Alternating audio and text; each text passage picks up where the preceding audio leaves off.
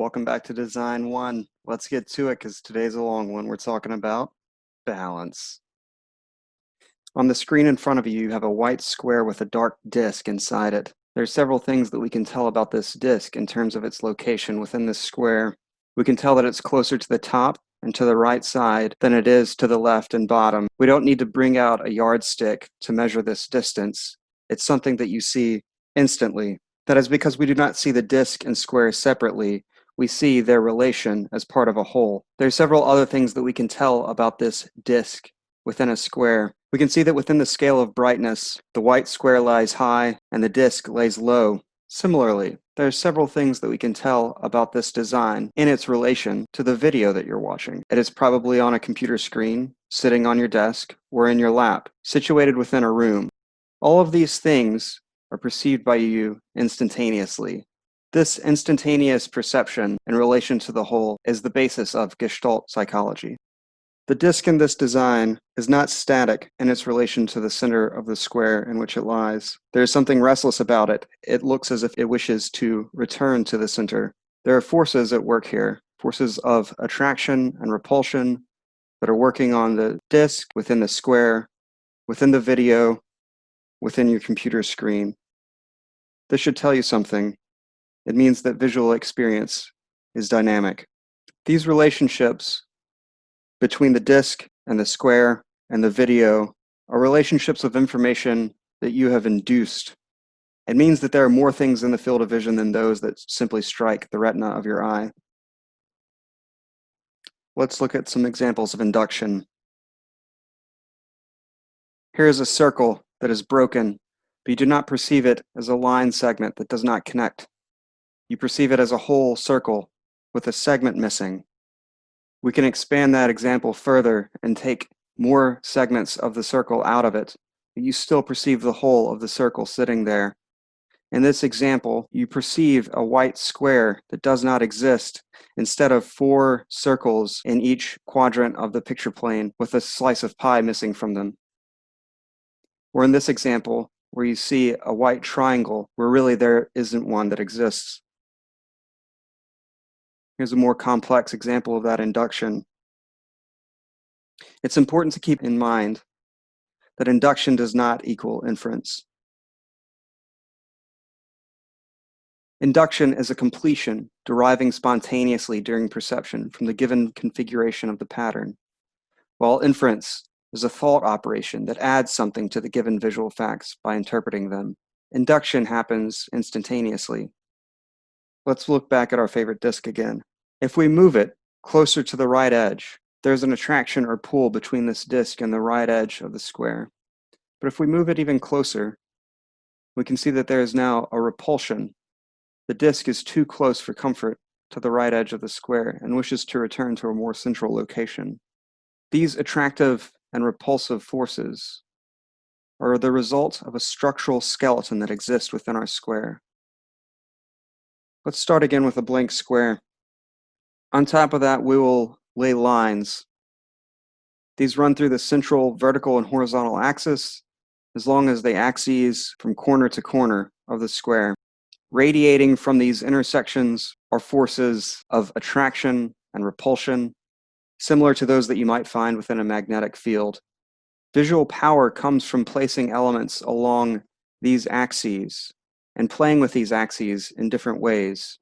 The hidden structural skeleton of a square is an example of perceptual forces.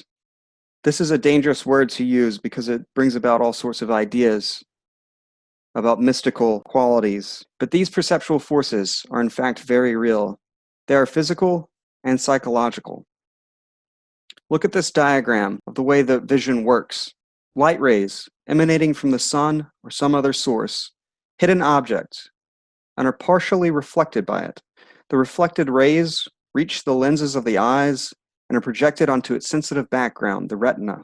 Here, an elementary organization of visual shapes is obtained very close to the level of retinal stimulation.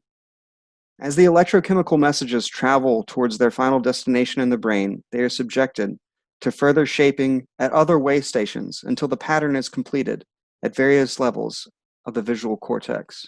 Somewhere along the line, Physical phenomena in the form of light rays is transformed into psychological information in your brain. If we make the reasonable assumption that every aspect of a visual experience has its physiological counterpart in the nervous system, then that means that whatever happens at one place is determined by the interaction between the parts and the whole. This principle of constant relation between parts and whole and immediate perception of your visual world is the basis of Gestalt psychology. A very simple example of this would be to take a look at the angle created by these two line segments. Immediately, we can perceive that something is not quite right. We don't perceive this angle to be 89 degrees, but in fact see it as a 90-degree angle that is somehow off. This is relational perception. If we go back to the use of our disk and complicate it by adding a second, then we can see that now there are forces between the two disks and between the disks and the format of the picture plane, our white square.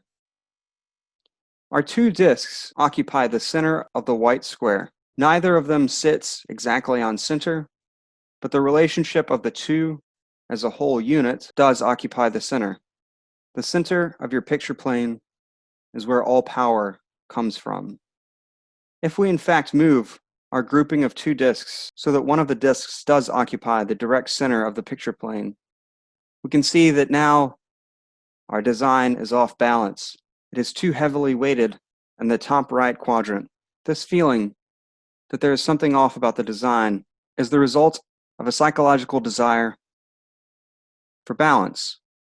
Balance can be defined as two forces of equal strength that pull in opposite directions. However, for our interests in visual art, the kind of balance that we're looking for, that we can find in our designs, is an intuitive one that is felt and perceived through the interaction of visual information on the picture plane.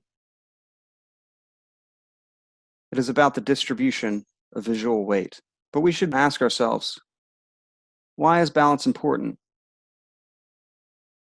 In Art and Visual Perception on page 20, Rudolf Arnheim says that in a balanced composition, all such factors as shape, direction, and location are mutually determined in such a way that no change seems possible, and that the whole assumes the character of necessity in all its parts. This is about a dichotomy between timelessness and arrested time. In other words, between balance and imbalance.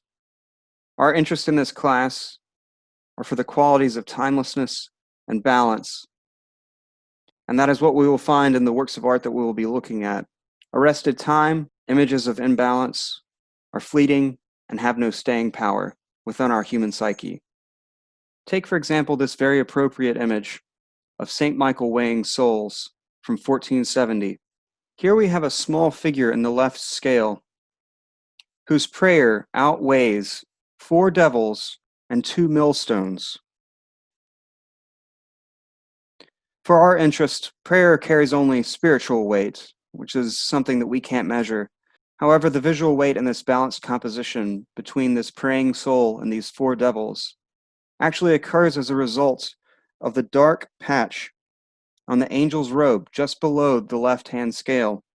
By means of visual attraction, our praying soul is balancing out the weight of the 4 dark devils on the right side.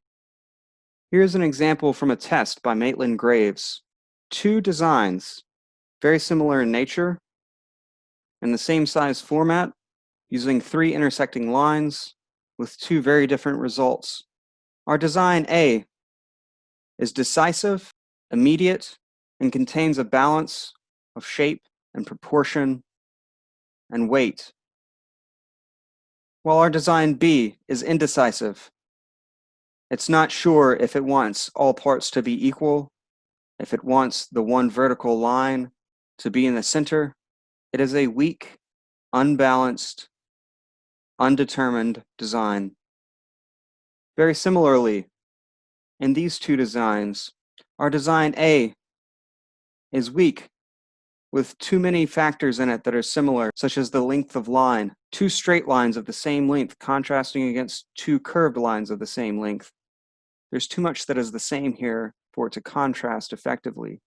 However, our design B on the right contains strong balanced contrast between absolutely straight vertical and horizontal lines and one single curved line.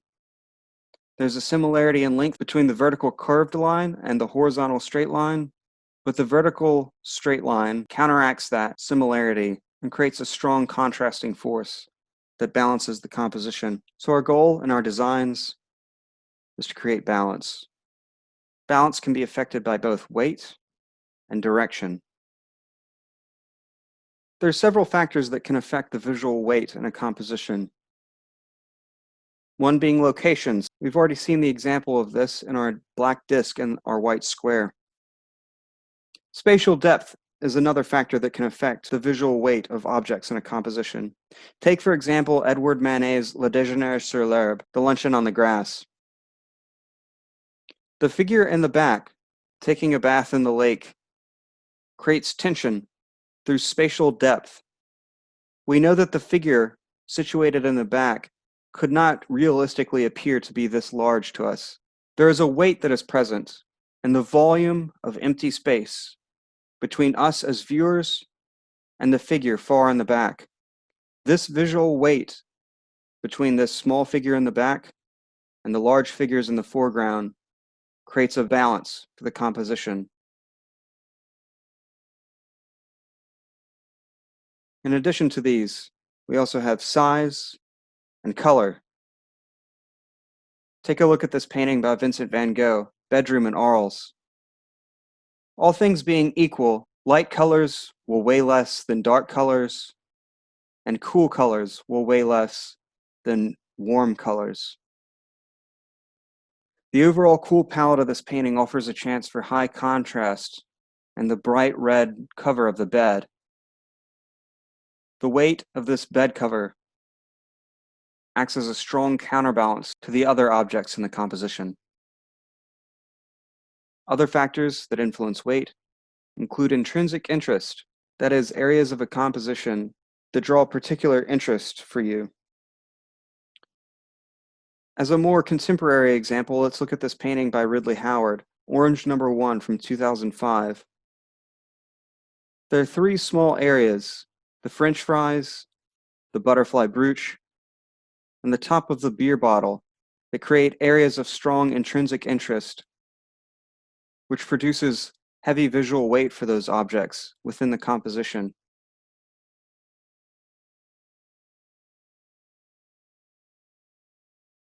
Further, we have isolation and shape that can affect weight.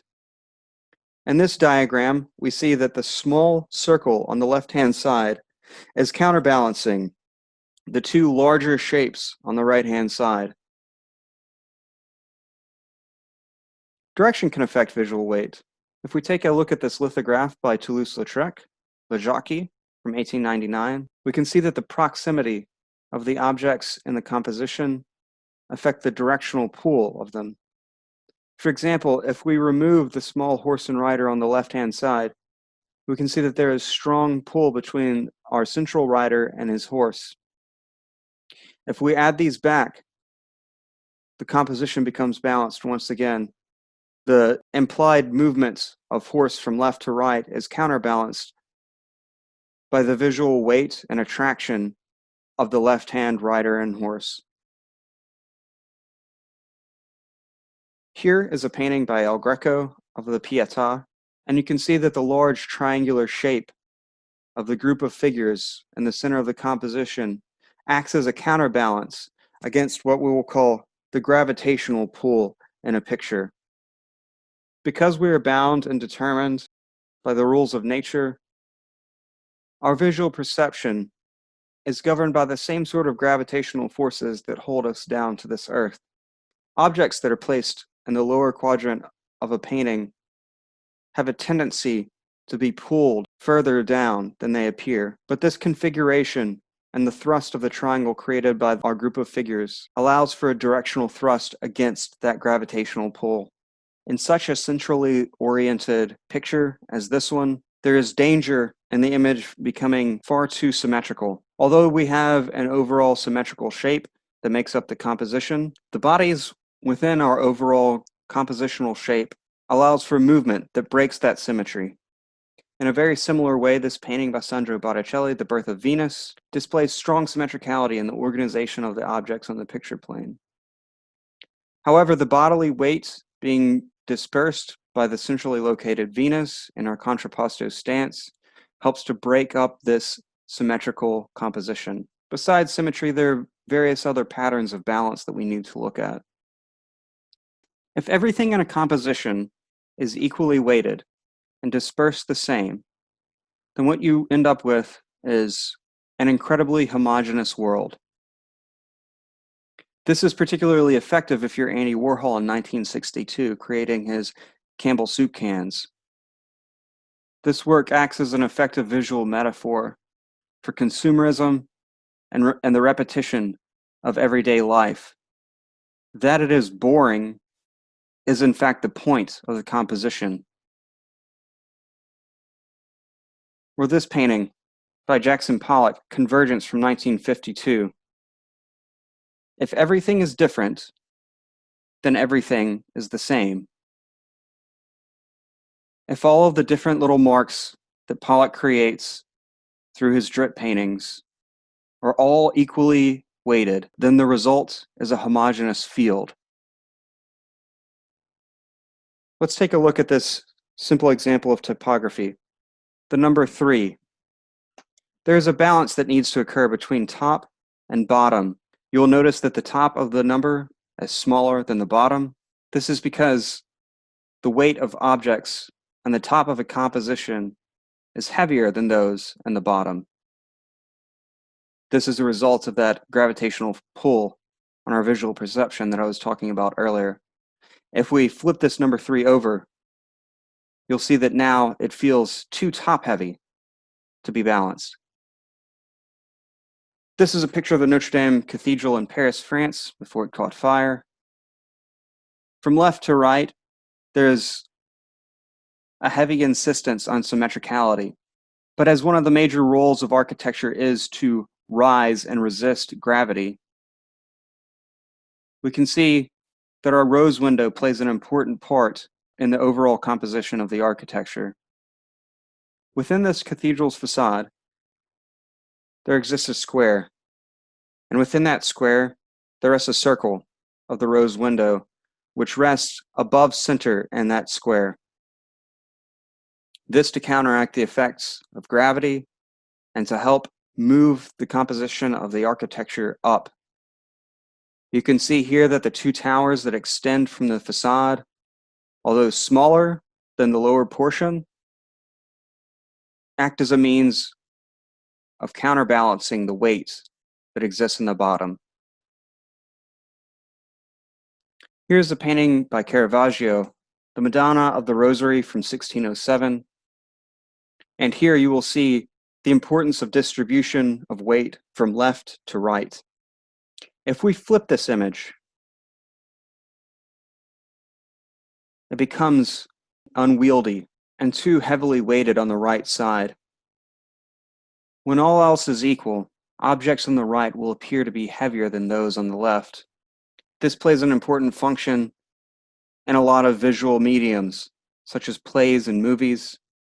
You will often see the protagonist or the hero of the story moving from left to right, while the antagonist or the villain of the story moves from right to left to counterbalance. The images we've been looking at thus far, mainly paintings by old masters with at least one contemporary example, are strong visual statements because they are balanced and unambiguous in their goals. They do not offer alternative means of visual interpretation. They are immediate and effective in their goals. This is important to remember when we go back to our main question here. Why is balance important? So far, we've said that by stabilizing the interrelations between the various forces in a visual system, the artist makes his statement unambiguous. The universe tends towards a state of equilibrium in which all existing asymmetries of distribution will be eliminated. This is the principle of entropy, in which all things head towards decay and stillness in the universe.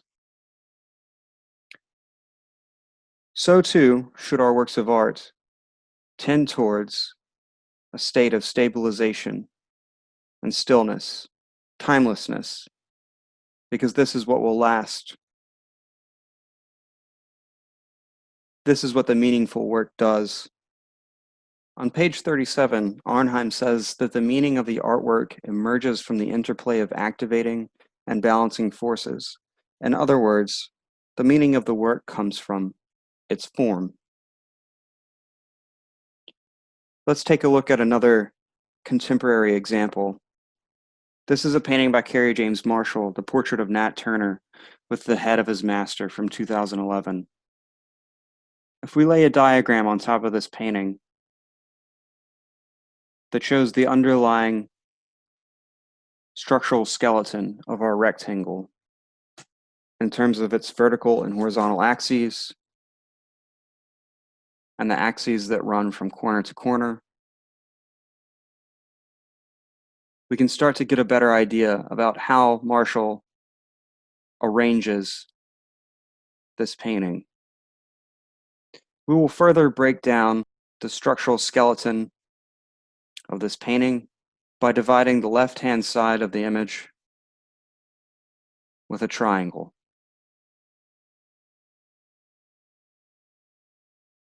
This lends an important note here. These strong structural forces at work provide a skeleton on which the elements in the painting rest. If we find the angle of the door that has been broken off its hinges in the background, we can see that its angle corresponds with that of the V that we've created on the left-hand side. So too, and the head of Nat Turner, you can see that his nose is parallel to this angle as well. Nat Turner's left eye rests on the center vertical axis. The bedpost in the background creates a strong thrust that points right at the severed head of Nat Turner's former master. And here these two elements balance each other. The shape of the severed head on the right-hand side, balanced against the visual weight of Nat Turner himself, occupying the center, but not aligned, dead center. This is how design works. The format of the picture plane determines the power of the image itself, and using the underlying structure of that picture plane to create the composition is what will give your design its greatest strength. Think of the outer edges of your format as a delimitation that will only help you in your means when creating your designs. As I said last time, and I'll say many times again, Henri Matisse said that the first 4 lines in a drawing are the outer edges of the format itself. Your designs will gain power from the picture plane if it is made in response to this underlying structure and with a mind towards balance and timelessness. And we'll close this with another quote from Arnheim, who says that ambiguity confuses the artistic statement because it leaves the observer hovering between 2 or more assertions that do not add up to a whole. Don't be ambiguous in your designs. Make sure that they are confident and decided in their intention and balance, with an eye towards strong communication and timelessness. So let's take a look at your homework. You should read The Art of Color and Design, the PDF that we've provided, the Unity chapter, and your studio problem number 3. Using narrow dark lines in a square format, create strong unity. Remember here that power comes from the format itself. So if you start with a square format, well, just think about that. Create 10 thumbnails and select your best thumbnail from that group. And from that, create 10 variations. And a variation is when you take a single idea and manipulate it in small ways to see what other sorts of outcomes you can get.